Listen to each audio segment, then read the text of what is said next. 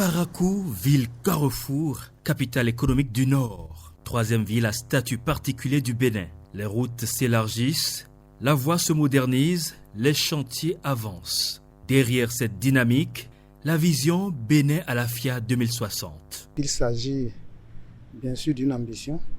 Effectivement, Parakou dispose d'un document d'aménagement. Parakou dispose d'un plan directeur d'urbanisme élaboré depuis 2021 qui trace effectivement la manière dont il faut organiser l'occupation du sol dans le périmètre de Parakou. Lorsque je prends par exemple la zone d'aménagement concerté de Baka, c'est une grande ambition qui est portée par la mairie de Parakou. La zone d'aménagement concerté qu'on appelle communément la ZAC s'inscrit dans cette dynamique dans la mesure où cet aménagement vise surtout à rénover, créer de nouveaux quartiers modernes.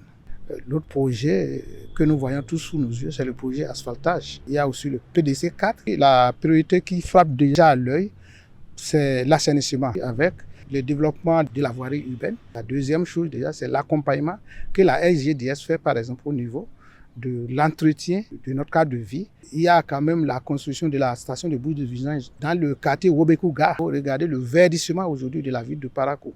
Et ça contribue à la splendeur de la ville. Assainissement, écotourisme, voirie urbaine, 3 priorités annoncées.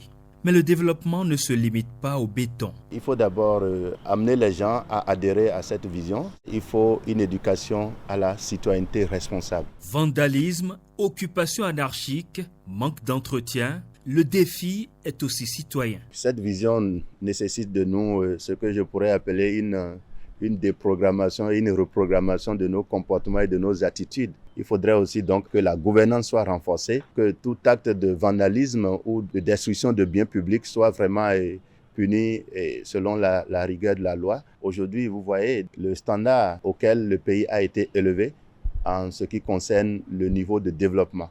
Et donc, ce n'est pas seulement que infrastructurel, il faudrait que cela soit aussi comportemental et que cela soit ancré dans nos mentalités de façon durable. Parakou a des plans, Parakou a une vision, mais la splendeur ne se décrète pas, elle se construit chaque jour par tous.